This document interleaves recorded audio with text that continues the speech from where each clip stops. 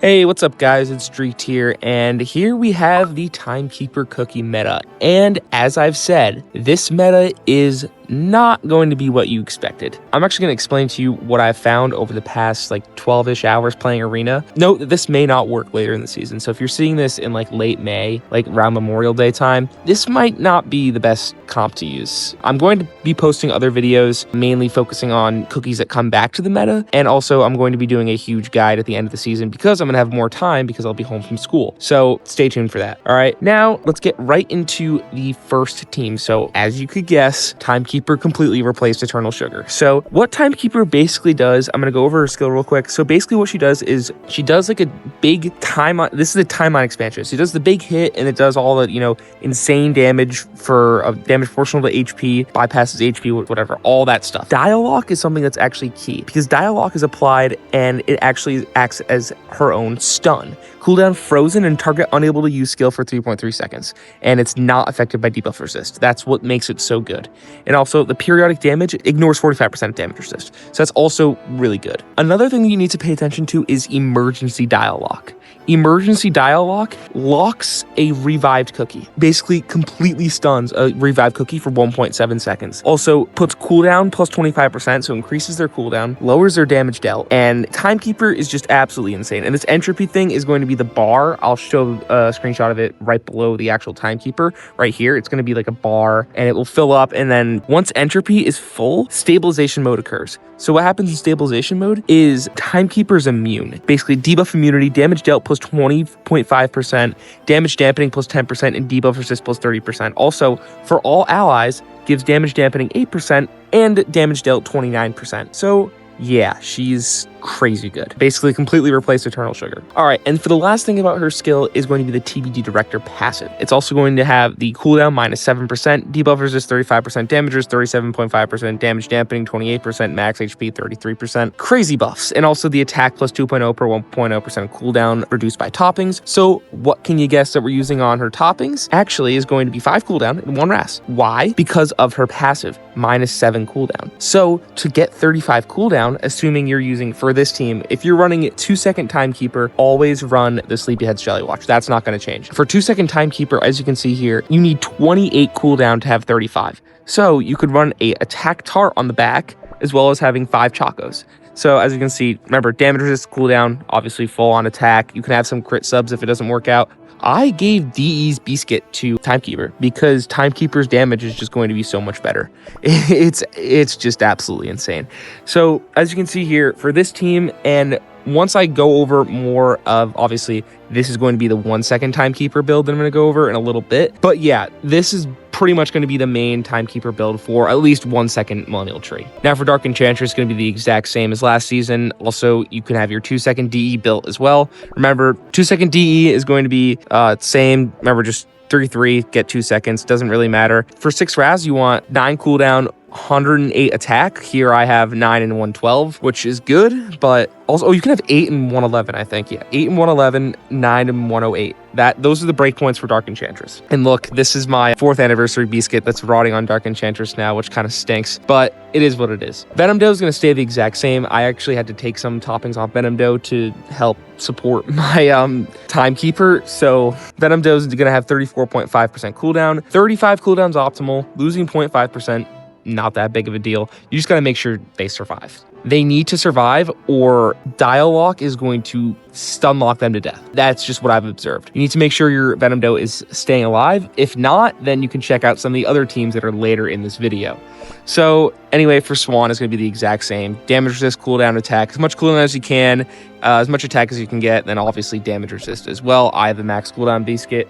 And yeah, that's going to be pretty much it for the standard team. So what I'm running on the standard team right now, treasures-wise, are going to be the Whistle, Candle, and Normal Watch. So when to use the Normal Watch and the New Watch, which the New Watch actually is kind of interesting because it only reduces cooldown by 20% and also gives damage dampening and debuff resist, which will be important later down the line. You just have to trust me. So for main team, you're going to want to use the old watch, quote unquote old. The oldest watch is actually the common watch. But for this team, just use the Sleepyhead's watch watch. If you don't have it maxed, you can use the new watch, I guess. For the rest of the toppings, oh, I forgot to go over MT. Jesus. MT, since debuff resist is actually going to be capped, I figured this out through someone in the Cookie Run main Discord server. MT's toppings are going to change, actually. And we're going to be running 2 amp, 4 HP on him. As you can see, amp, I have cooldown, I have damage resist, I have HP. Nothing new. MT's just been the exact same. For my 2-second build, I am running debuff resist, but you'll see why later. As you can see, this team is just going to be insanely powerful to use on your defense, as well as you can also be using it. Everyone's using it inside the arena as well. All right, so let's fight a Grandmaster 1 here. This is going to be, I think, the same team, but using the TBD ticking jelly watch. So maybe it is going to be a 1-second timekeeper. Let's actually see. Okay, so I see. we've not a 1-second timekeeper. All right, Venom Doe live. That's good. That's all. If Venom Doe lives, continues to live, just pick a timekeeper, bro. Timekeeper's so broken. And she can use dial. And when yep, see, there's dialogue. My Dark Enchantress almost died. Because the Dark Enchantress revived and was completely stunned and couldn't do anything. That was dialogue. And look, Timekeeper, even my Timekeeper at 3 stars, just for the sake of this video, beat someone with a 5-star Timekeeper. Easy peasy. Honestly, Timekeeper is just absolutely broken. And oh, here's the #1 guy. Actually, before we fight the #1 guy, I'm going to show you a different variation of this team. So like I said, 2-second MT, this is from my previous video. I'm running pretty much the same exact builds. No cooldown, debuff resist, damage resist, and HP on MT. It's the same concept. Now for Timekeeper, Timekeeper is actually going to want a 1-second start, and I believe that's going to be around 30 cooldown. And the reason why we're using Timekeeper to 1-second start is because old 2-second DE tech. Switch over to 2-second DE. We have 1-second Timekeeper into 2-second DE into Venom Doe, then MT cast, then Swan cast. That's how it should go. And if you are running 1-second Timekeeper, you can switch over to the new Jelly Watch, because Timekeeper's passive does make it so all the way up to 38 cooldown, so only 2 off of max would actually be working out in your favor. And if you did want max cooldown, I guess you could take off one of these. I think I'm gonna have to do damages cooldown crit for, yeah, I'm gonna have to do crit one. If you wanted maximum cooldown, I guess you could do 6 Choco. Honestly, you know what? Let's just do 6 Choco. That's way less complicated than different 5-1 build. We'll just run 6 Choco, just so Timekeeper can get the maximum amount of cooldown offered in the build. So also DE, remember 3-3, 2-second start. Venom Doe, Swan, and MT is on a 2-second start. So remember, skill order should be Timekeeper, then Dark Enchantress, then Venom Doe, then MT, then Swan. Or then Swan, then MT. Depends on what the opponent is running. So let's actually fight this guy right here with a 1-second Timekeeper. This is going to be a difficult fight. I already know the outcome. You already know the outcome? Please say that I win. There's Entropy. Style Walk, don't kill Dark Enchantress. Nice.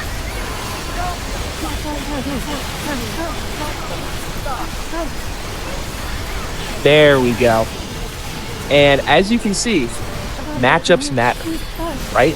For the first time in probably history, I got promo diff by this guy. But what happened? I was able to shut down his Venom Doe, shut down his Dark Enchantress, mine doing double damage. Even though his Timekeeper did like 20 million more, I still was able to out-heal on both healers, actually. Wow, geez, Swan. And win, because I'm pairing the TBD Ticking Jelly Watch, which is really good, actually, with a 1-second Timekeeper. And I don't know why it just works that way. That's just been the most successful that I've done with it. So 2 variations for Team 1. Remember, if you switch back, remember, you gotta switch back 1-second MT, switch back to 2-second Timekeeper. For me, I organize it by set 1 is 1-second MT, and then on set 2 is going to be the set for the 1-second Timekeeper, 2-second DE. So I'm just going to leave it at that for now, because the next team is going to blow your mind. Look who's back. Yeah, so Pure Vanilla actually is back. And you guys want to know why? It's because of dialogue. Because of the emergency dialogue, Timekeeper goes crazy whenever someone revives on the other team. So what do? We take away the revives and add a crap ton of amp buff with PV. And I don't know why this works, but it works. And obviously, as you can see, TBD Ticking Jelly Watch, I'm actually gonna show this off with the 2-second DE tech. Not 2-second DE, 3-second DE with just 1-second Timekeeper, 2-second MT, and then 3-second DE. I don't think I need to go over the toppings again, but here, 2-second MT, 1-second Timekeeper, 3-second DE. PV is going to be on 50 DR, 15 cooldown, and the rest is going to be on HP. See, damage resist cooldown. You can run a full HP beast skin on PV. That can help. It's just going to be his old build from previous times, like pre-Swan. Who could have imagined Pure Vanilla coming back? No one. And here he is, which is kind of crazy. And Venom Doe is going to be the same. So obviously I'm running 2, 2, and then 1. So make sure you're on the right builds. With, remember, 1-second Timekeeper, you run the TBD Ticking Jelly Watch. 2-second Timekeeper, you run the old Sleepyheads Jelly Watch. Make sure that's drilled in your mind. So let's actually go refresh here, and let's go up against someone where? Right here, perfect. It's actually going to be Candle. Oh, you do want to fight Candles. Want to know why? Because PV actually gives silence immunity. Where is it? Triggers if there are no other healing cookies in the rear row and grants the team immunity from silence and cooldown debuffs. That's crazy. Let's beat this guy because Candle and cooldown debuffs. No cooldown debuffs means you win. And perfect skill rotation. Like, I haven't seen this amount of uptime. It just has... The reason why we're using PV is because of the crazy amount of uptime that he actually gives us. Just watch. Oh, wait, now I'm down to... Nah, I got this. Yeah, there we go. You saw how... I haven't seen those skills be that smooth in ages. Like, look at that. Completely outdamaged. Venom Doe died on the other team actually kind of prematurely. Even though PV's healing 50 million less, the amount that the flow of skills is so much better. And that's what allows us to win. Oh, also PV rally effect. Forgot to mention that. That is pretty important as well. I'm gonna do another battle. Watch this. Against okay, you might not want to fight Candle Chest with at least Mono Whisk. The treasures I'm using are like kind of like quote unquote placeholders until I find like a good treasure meta. The treasures right here, besides the watch, this is what's been working best for me. And obviously on this team, this is what's been working best. So I'm really just throwing it at anything. I would not hit Box Candle with Whistle Monocle. Would not do that. But you definitely can hit. This is from perfect treasure matchups. Actually, you can just use treasure matchups, just like from my old video. Just watch how smooth the skills are. Like MT cast right after Timekeeper. Like, look at that. Just, even though PV just got annihilated. Come on.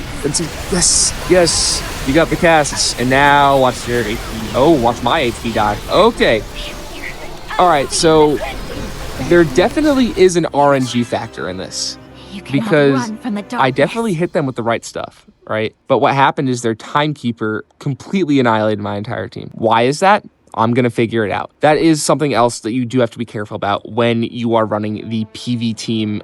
It can be unstable, obviously, because we're using an old cookie like Pure Vanilla. It works against some people and doesn't work. It's unstable, I guess. And I'm sure there's going to be better versions posted, but obviously I'm actually going to be making a better version of this team. I'm going to showcase pretty much 5 teams of this comp, copy and pasted with different treasures, doing that all for just Pure Vanilla for a more in-depth analysis instead of doing a whole like big arena guide. So I hope that will help in the future. Also, if you want to change over to 2-second DE, you definitely can. And also you can run 1-second MT with 2-second Timekeeper, 3-second Dark Enchantress. But remember, you gotta change the watch out. That's just my rule of thumb. At least you can run the other watch as much as you want. It's just the way that I run and how I'm winning. So let's actually compare this team. How many of the core 5, obviously this is the core 5. How many of the core, oh no, this is just for comparison purposes. This was the team from last season, right? How many of this core will be on team 3? Comment your guess right now. All right, did you guess? Okay, I'm gonna assume you guessed. I'm gonna put my Timekeeper back. Answer is 1. Nope, 2. Swan's there. Whoops, just MT and Swan. Where did Dark Enchantress go? Where did Venom Doe go? Not my problem. Not my problem at all. Because Silent Salt is actually going to be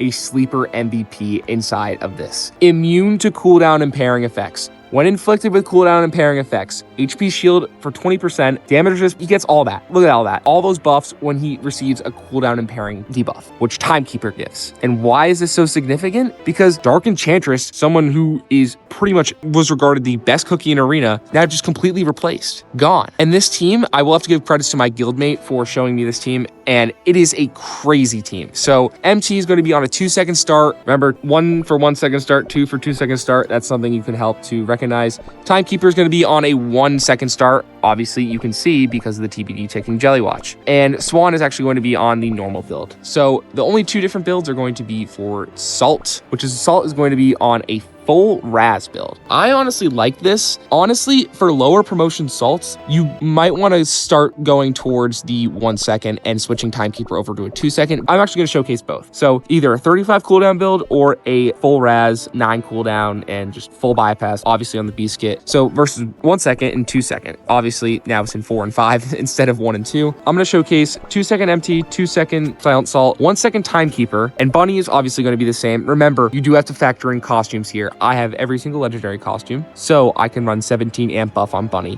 So for every legendary costume that gives an amp buff bond that you don't have, you have to get 1 more amp buff on Bunny. And obviously I have 33 cooldown because I have the fully max support cooldown. So you don't really need that much cooldown. You need like 30 to 33%. I guess that'd be enough. And yeah, that's pretty much going to be it for the toppings. So let's get right into fighting. So do I want to mirror? Sure, we'll mirror. Let's go. Okay, so what this team does, just watch. So it's going to be a I've seen this ending. Timekeeper cast here. You go straight into MT, then Salt, then Bunny. And then hopefully Swan. Swan will cast eventually. Timekeeper gets a revive. It's fine if Timekeeper just takes a revive. That is A-okay. See how fast Silent Salt's cooldown is going? Well, the thing is, Timekeeper can use the dial lock. Like, Silent Salt does not lose a cooldown. He's always going to be up. Wow, he almost died. Okay, this comp definitely is shaky, but just look at that. Isn't that crazy? Look at their Dark Enchantress. 17 mil. 13 mil from the Venom Dough. Timekeeper was the only cookie doing any damage to me because Silent Salt and my Timekeeper killed off their Dark Enchantress and Venom Dough that easily. 77 million healing from Bunny, by the way. Just gonna throw that out there. Yeah, this team is absolutely broken. And Silent Salt is gonna get his own dedicated video as well because of the amount of buffs that just line up and make him good. So let's actually switch over to the 1 second. No, we're gonna keep MT on 2 second. MT is staying on 2 second. We want him to stay on the 2 second because the debuff resist we don't get from Venom Dough. That is important. Now for Salt, we're gonna switch over to the 35 cooldown build. And for Timekeeper, we're going to switch over to the 2 second start build, which is going to be the 5-1 build. And we're going to switch over the Jelly Watch from the new one to the old one. So it actually kind of hurts saying the old one. Oh, look, there's a Silent Salt comp right here, actually. I'm not going to mirror him. I'm just going to fight someone else. Let's just fight this guy right here. So could be a 1 second Timekeeper. Let's actually figure it out. All right, Salt, Timekeeper, it's funny. Tree cast it. Okay, we're good. It's 1 cast. And if you can get if your tree casts, as long as your tree is up, like, or not like dead, that's pretty much all that matters. Like, your Timekeeper can die, but Timekeeper will also get revived. Salt will get revived. Tree, don't die to dialogue. Do not die to dialogue. Triple healer act. Okay. Wow, what was that? I was about to say triple healer action, but that is exactly what happened. 86 mil from Marsh Bunny, 132 mil from Sugar Swan, 119 mil from Millennial Tree. That's why we're not using Venom Dough. Venom Dough just gets Thanos snapped right off the face of the earth. Why use Venom Dough if Dark Enchantress isn't on the team? So we're literally just beating 5 6-star Dark Enchantresses without using Dark Enchantress at all. That's how good Timekeeper is. Hands down, that's how good Timekeeper is. And also, you want to know how good Silent Salt is? Yeah, we got another team. We got another team this time without Sugar Swan. We're taking the revives out. We got 2 teams without Sugar Swan. We got 1 team without Dark Enchantress and Venom Dough. This meta has been flipped upside down. Doesn't this resemble a comp from like January to February with like ES, Dark Enchantress? Like it's an old comp, right? This is actually kind of nostalgic. Let's get right into these builds. So team 4, 2 second MT, 2 second Salt, 1 second Timekeeper, 2 second DE, 3 second Bunny. All these builds I've shown before. We're running Candle and Monocle. Monocle can be swapped out for the Whistle Whistle, but I just like running Monocle to get the extra debuff resist since we don't have Venom Doe on the team. And obviously, since we have a 1-second Timekeeper, TBD Ticking Jelly Watch is going to be our pick. The rotation should be Timekeeper into DE, into Bunny, into Tree, and then into Salt. So you just gotta hope and pray that your Salt doesn't die. So let's get a free refresh going here. And let's actually fight this guy with decent essentials. Fighting Candle's gonna help as well. Yep, and then Salt don't die. Because remember, you can't have your Silent Salt die. That is just going to be maybe a little bit of a high-end tool because do you need Silent Salt to not die at all? You also do need Tree not to die at all because, wow, okay, that was just, oh, all right.